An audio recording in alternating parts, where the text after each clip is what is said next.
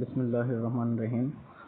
हमारे पास है, अब ड्राइव करनी है हमने study form of Bernoulli equation. तो सबसे पहले हम कंसीडर कर लेते हैं कि हमारे पास जो फ्लो है वो रोटेशनल है, अनस्टेडी है, इनकम्प्रेसिबल फ्लो है वो, और बॉडी फोर्स भी प्रेजेंट है और प्रेशर फोर्स भी प्रेजेंट है। ये हमारी एजम्पशंस होंगी।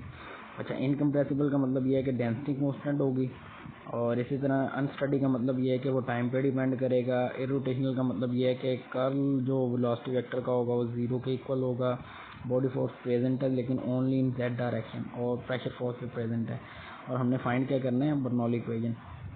तो सबसे पहले हम क्या करेंगे, मोमेंटम इक्वेशन अप्लाई करेंगे। डेंसिटी हमारे पास रो पार्शियल वी और पार्शियल टी,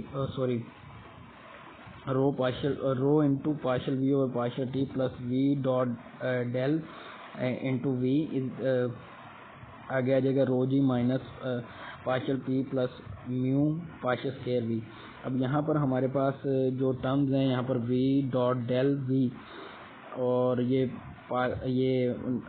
नेबुला स्केयर जिसे हम कहते हैं डेल ऑपरेटर स्केयर वी, इसके फार्मूले दो के हम यूज़ करेंगे इस इक्वेशन वन के लिए। तो सबसे पहले हमारे पास डेल स्केयर वी जो है वो होते हैं del V dot V minus del cross V, और डेल क्रॉस वी हमें पता है जीरो के इक्वल है, तो इसको जब हम देखेंगे ये जीरो बन जाएगा। और इसी तरह डेल डॉट वी जो है ये भी जीरो के इक्वल हो जाएगा ना, क्योंकि डेंसिटी कांस्टेंट है हमारे पास। तो इक्वेशन ऑफ कंटिन्यूटी के जरिए जब हम इसे देखेंगे ये भी जीरो के इक्वल हो जाएगा। तो इस तरह से डेल स्केयर वी जो है हमारे पास जीरो के इक्वल निकल गई लास्ट टर्म। अब नेक्स्ट हमारे पास है V dot del into V, ये होता है 1/2 del V square minus V cross del cross V, और डेल क्रॉस वी तो हमें पता है जीरो के इक्वल है, तो ये आ जाएगा 1/2 डेल वी स्केयर। अब ये कि हमारे पास जो फ्लो था वो क्या था, इरोटेशनल था ना।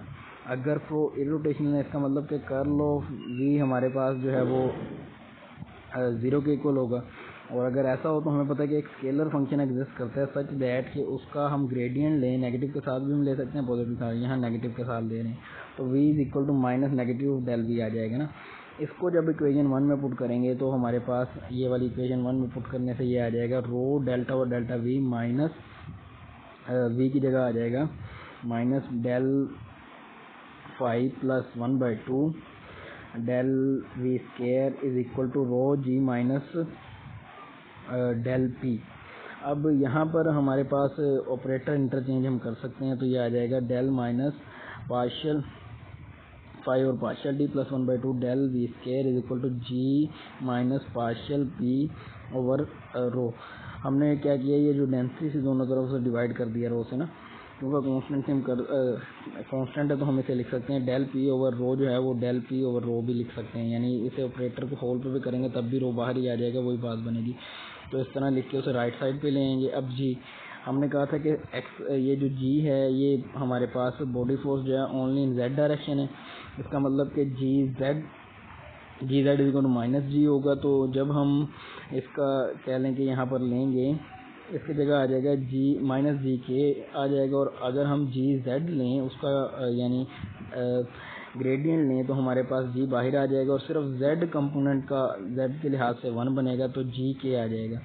तो जी के जो है उसकी जगह फिर इसका मतलब कि ग्रेडियंट ऑफ जी भी लिख सकते हैं ना, तो ये 3 में इससे रिप्लेस कर देंगे। अब यहाँ पर क्या होगा कि माइनस ऑफ ग्रेडियंट ऑफ जी जो है उसे राइट साइड पे लाएंगे तो इस फॉर्म में आ जाएगा। और अगर किसी टर्म का ग्रेडियंट कांस्टेंट आ रहा है यानी जीरो आ रहा है, इसका मतलब ये है कि जीरो आ रहा है तो इसका मतलब कि वो कोई कांस्टेंट है। जैसे डेरिवेटिव अगर किसी फंक्शन का हमारे पास जीरो है तो इसका मतलब होता है वो फंक्शन कांस्टेंट है। तो इसी वजह से हमारे पास this shows that all terms are not function of X Y Z, therefore it's a function of time. तो हमारे पास जब ये इसे हटाएंगे हम तो हमारे पास सी टी के इक्वल आ जाएगा। ये हमारे पास required and study form of Bernoulli equation है। नीचे कुछ रिमार्क्स लिखे हुए हैं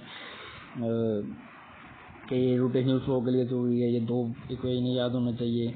ग्रेडियंट इक्वेशन 5 जो है इस तरह से ये कुछ चीज़ें बताई हुई हैं जो हमें पता होनी चाहिए।